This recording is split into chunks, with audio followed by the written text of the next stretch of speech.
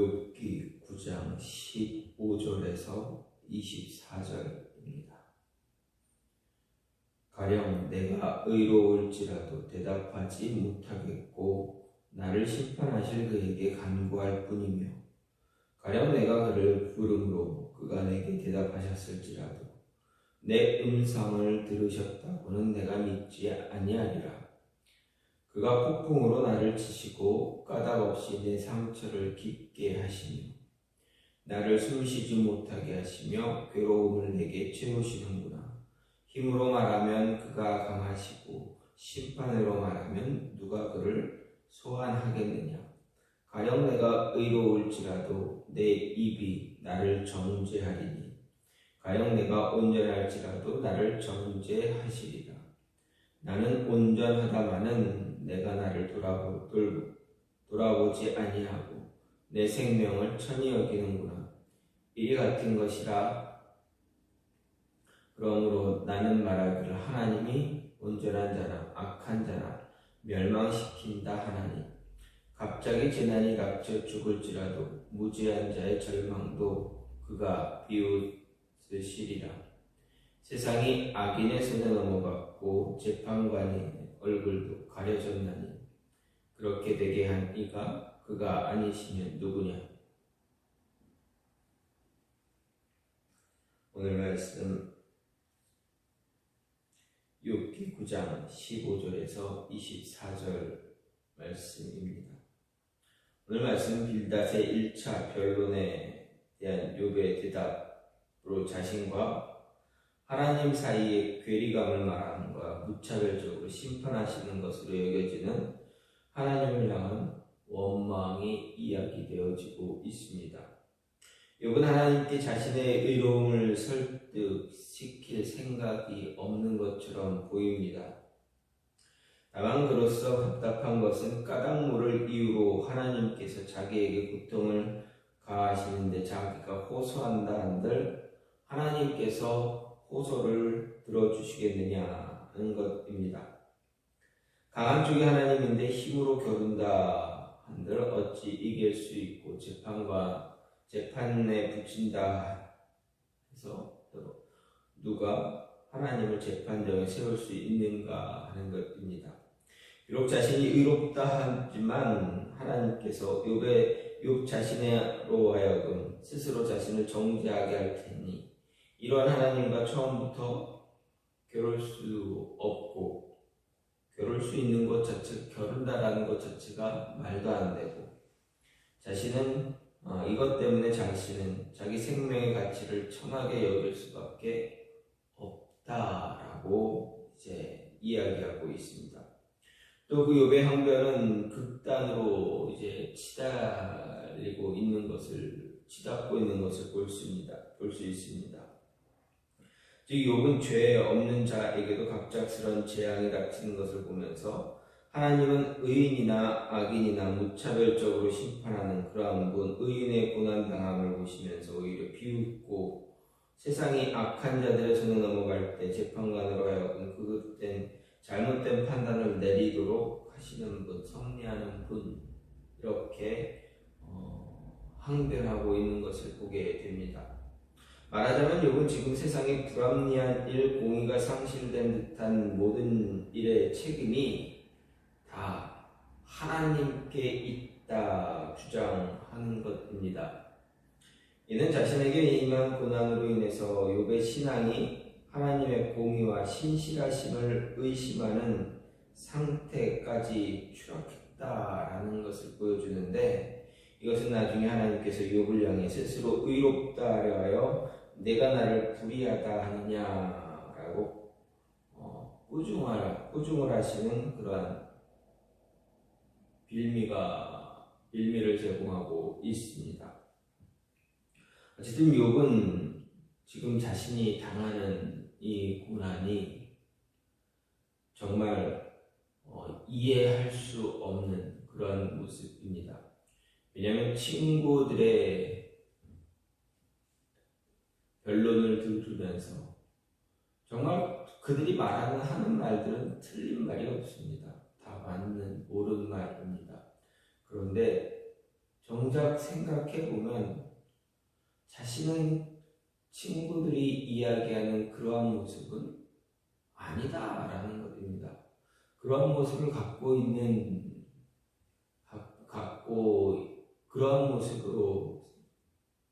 그러한 모습의 삶이 아니었음에도 불구하고 정말 자신이 왜 이런 고통과 고난을 당해야 하는지 알 수가 없는 상태입니다. 그런 모습에서 이렇게 자신이 변론하고 있습니다. 그렇게 하나님을 설득할 수 있는 방법, 설득시킬 수 있다라는 것, 그런 것이 없다 고백합니다.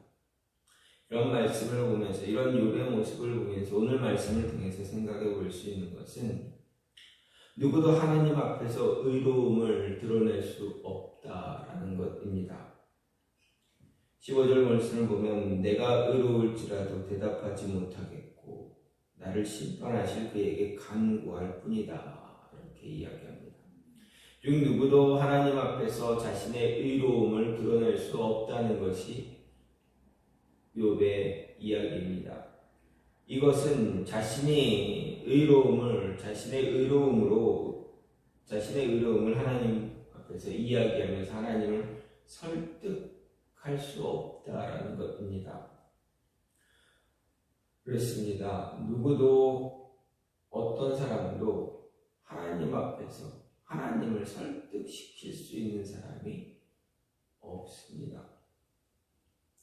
아무리 의롭다 이야기할지라도 사람들이 아무리 저 사람 법 없이도 살 사람이야, 아무리 의로움을 이야기하고 인정할지라도 하나님 앞에 서면 어떻게 됩니까? 모두가 다 죄인입니다. 결코 하나님 앞에서 의인이 될 수가 없다라는 것입니다. 그렇기에 욥도 하나님 앞에서 자신의 의로움을 이야기할 수가 없습니다. 그래서 내가 아무리 사람들 앞에서 의로운 행동을 하고 의로운 그런 모습, 그런 이야기를 들을지라도 나는 하나님 앞에서는 그 의로움을 드러낼 수가 없다라는 이야기입니다. 그저 나를 심판하시는, 하나님을 심판하시는 분이기에 그저 나는 그 하나님 앞에서 하나님의 의로움, 하나님의 공의, 하나님의 긍휼, 그 긍휼하심에 기댈 수밖에 없다. 어떻게 보면 좀 전에도 앞에서도 말씀드렸듯이 이 15절 말씀은 욥은 자신의 의로움에 대해서 또 의로움을 가지고 하나님을 설득할 수 있는 방법이 없다라는 것을 이야기하는 것입니다. 아니, 설득시킬 생각조차 없는 것입니다. 왜 그런가 하면 사람들 자신뿐만 아니라 모든 사람이 하나님 앞에 서봐야 의로울 수가 없기 때문에 그렇습니다. 그리고 아무리 뛰어난 변론을 할지라도 하나님을 설득시킬 수 있는 자가 아무도 없기 때문에 그렇습니다. 왜 그렇습니까? 하나님 앞에 서면 모두가 죄인이 될 수밖에 없습니다. 아담과 하와 이후로 모든 인류가 하나님 앞에서 죄를 지었습니다. 그렇기에 하나님 앞에 서는 것은 재판장에 서 있는, 그 앞에 재판장에서 재판관 앞에 서 있는 죄인들밖에 없다. 죄인들이다.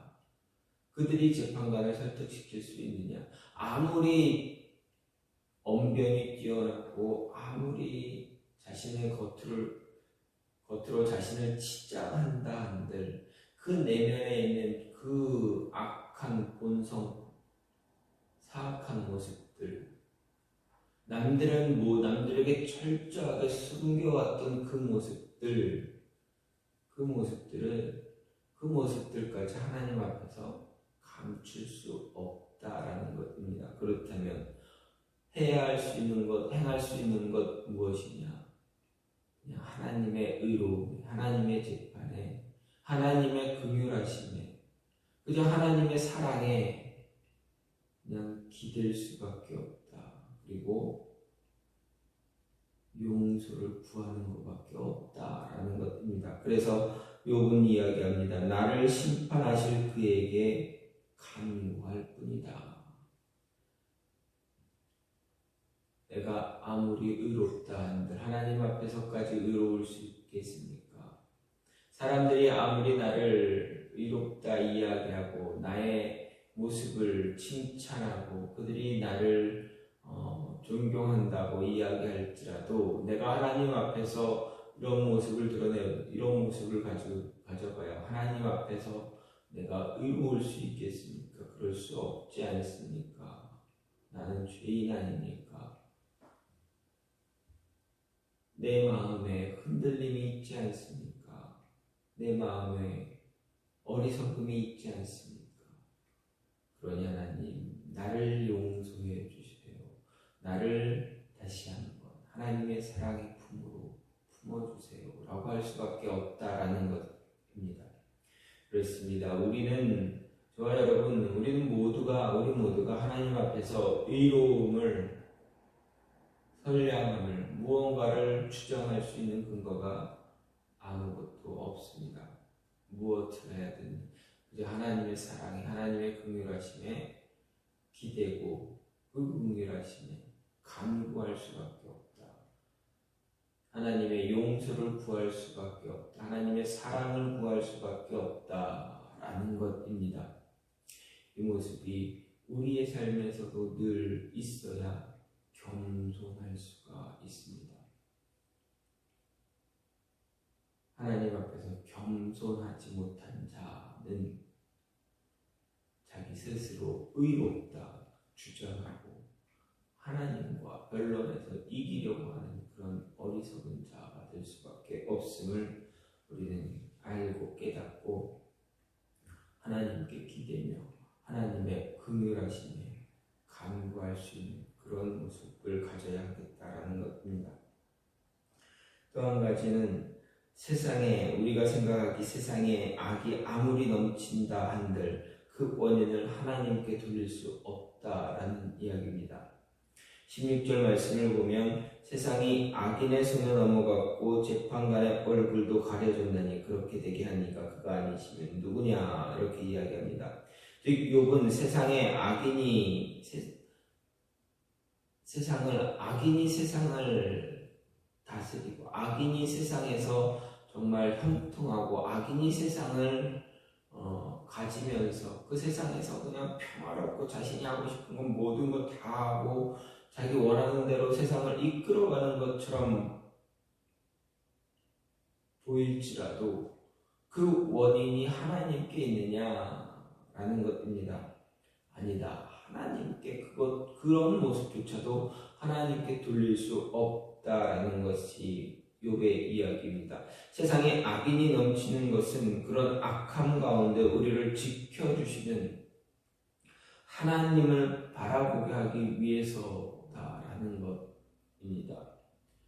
그렇습니다. 우리가 살아가는 이 세상에 정말 세상을 돌아보면 악한 사람들이 얼마나 많은지 그들이 세상에서 살아갈 때 얼마나 형통하고 얼마나 편안하고 얼마나 자신들이 하고 싶은 그대로 누리며 살아가고 있는지 우리는 참 불공평하다라고 이야기할 때가 참 많습니다.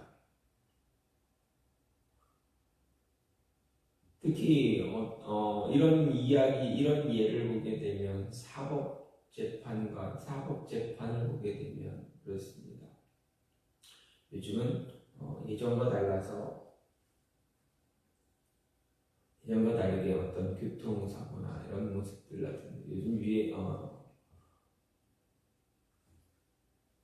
TV에서 잘 보는 방송들, 사람들이 많이 보는 방송들 중에 하나가 한문철 변호사 이렇게 그 프로그램이 있습니다. 교통사고에 관한, 자동차 사고에 관한 그런 변론의 이야기입니다. 어떤 분들은 억울하게 사고를 당했지만 당한 사람은 참 오랜 고통, 후유증을 당하고 있는데 사고를 낸 사람은 어떻습니까? 정말 1년도 안 되는 그런 아주 짧은 그런 형벌을 받고 나오는 그런 모습이 있습니다. 꼭 교통사고에 관한 이야기뿐만이 아닙니다. 요즘 하도 범죄에 대한 이야기들, 가해자와 피해자가 있는데 피해자를 위한 모습이 없지 않느냐. 재판의 결과들을 보게 되면 피해자를 위해서 하는 것이 아니라 가해자를 위해서 그런 재판을 내린다라는 그런 이야기도 사람들의 입에서 오르내리고 있지 않습니까? 오히려 피해를 입은 사람이 숨어야 되고 피해를 입은 사람이 벌벌 떨어야 되고 두려움에 사로잡혀야 되고 우울증에 걸리고 대인기피증 걸리고 공황장애에 걸리고 도망다니면서 꼭꼭 숨어라 하는 것처럼 그렇게 살아가야 하는 그런 입장이 되지 않느냐. 그런 이야기들이 참 많이 있습니다. 가해자를 위한 세상 아니냐, 가해자를 위한 재판 아니냐, 이렇게 이야기할 때가 참 많습니다. 그만큼 세상이 악해졌고 그 악한 세상을 어떻게 할 수가 없다, 다스릴 수가 없고 어떻게 그 악한 세상을 어떻게 할 수가 없는 그 모습에 대한 이야기입니다. 그러면 그 하나님이 세상을 다스리시고 하나님의 섭리로 이 세상이 움직이고 있다면 하나님이 그 악을 주장하는 분 아니냐, 하나님께서 그렇게 하시는 것 아니냐라고 변론하며 하나님께 항변할 수 있고 하나님 옆에서 하나님께 삿대질하며 대들게 되는 그런 모습이 되어집니다. 그럼 하나님께서는 하나님이 이 모든 악한 것을 만드신 분 아니냐라고까지 이야기하기도 합니다. 그런데 정말 그러느냐 보면 하나님께서는 그 악한 이 세상의 악을 가만히 두시는 이유는 무엇입니까? 하나님이 허용하시는 모습은 왜입니까? 하나님의 은혜를 더 알게 하기 위해서다라는 것입니다. 그러면 그 은혜를 위해서 악을 더 성행하게 하시느냐? 그것도 아니다라는 것입니다. 하나님은 우리로 하여금 하나님이 우리를 보호하시고 지켜주시고 인도하시고 품어주시는 그 모습을 보여주기 위해서 우리가 깨닫고 하나님 앞에 무릎 꿇게 하기 위해서 그 악한 모습을 잠시 세상에 허용하고 계시다라는 것입니다. 지금 눈을 들어 앞을 보면 그냥 악한 것만 막 이렇게 풍성하고 그 꽉 차 있는 것처럼 충만한 것처럼 보일지라도 나중은 어떻습니까? 그 결과 마지막은 그 악한 자들의 모습은 하나님께서 영원한 심판에 가두신다라는 것, 그리고 고통받고 어려웠던 우리들을 하나님의 사람들은 어떻게 됩니까? 영원히 하나님과 함께 평안을 누릴 수 있다라는 것, 그 소망이 있다라는 것입니다. 우리는 그 영원한 미래에 대한 소망, 그 모습을 바라봐야 되는데 어떻습니까? 지금 당장 닥친 현실만 바라봅니다. 그래서 힘든 것을 이야기합니다. 하나님은 악한 가운데 지키시는 하나님의 은혜를 더 감사할 수 있는 모습을 우리에게 가지라 이야기하고 우리를 지키시는 하나님을 우리는 더 바라볼 수 있게 바라보라 이야기하십니다. 이해할 수 없는 상황에서도 하나님의 은혜와 인도하심을 바라볼 수 있는 자가 되기를 원하십니다. 그렇기에 우리는 그 모습을 하나님을 바라보아야 합니다. 성경을 보십시오. 사울왕에게 쫓기는 다윗을 보십시오.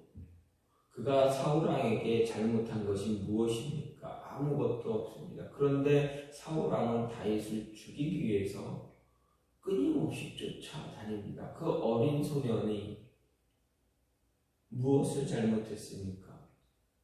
전쟁터에 우연히 전쟁터에 나갔다가 하나님을 모독하는 블레셋 군사 장수를 죽였다라는 것, 그를 하나님의 이름으로 물리쳤다라는 그것 때문에 그는 졸지에 사울왕의 목표가 되어서 끊임없이 목숨이 위태로움을 당하게 됩니다. 끊임없이 도망다닙니다. 그 어린 소년이 장성한 청년이 되고 결혼한 그 이후에 30대, 40대까지 되어 그때까지 쫓겨다니고 도망쳐야 하는 그 모습을 수년간을 도망치고 다녔던 그 모습을 오죽하면 미친 사람 흉내까지 내는 그 모습을 가져야겠습니다. 얼마나 억울하겠습니까? 얼마나 이해할 수 없는 그런 상황이겠습니까? 그럼에도 다윗은 하나님을 향해서 하나님 원망합니까? 그렇지 않습니다. 자신을 죽이려고 쫓아오는 그 왕 죽일 수 있는 기회가 2번이나 있었지만 무엇라 이야기합니까? 하나님이 세우신 왕이다. 나는 할 수 없다. 죽일 수 없다. 내가 죽일 수 없다. 이야기합니다. 억울한 상황, 그런 억울한 모습, 이해 안 되는 모습, 그럴지라도 다윗은 하나님의 은혜를 바라봅니다. 마지막에 주실 하나님의 그 은혜의 영광, 그 모습을 바라보며 인내합니다. 또 어떤 일이 있습니까? 블레셋과 이스라엘의 전쟁이 일어났습니다. 다윗도 블레셋 편에서 이 전쟁에 참여할 수밖에 없었습니다. 그래서 군사를 데리고 참여하러 갔다가 이제 블레셋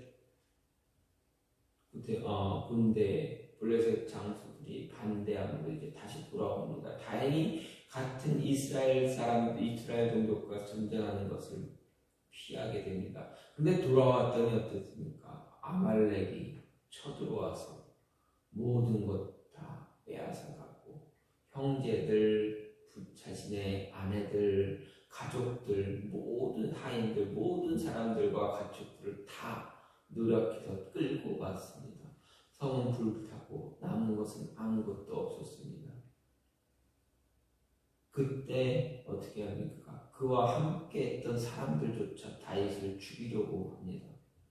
그런 억울한 상황, 말도 안 되는 그런 상황에서도 다윗은 무엇을 합니까? 하나님 원망합니까? 그렇지 않습니다.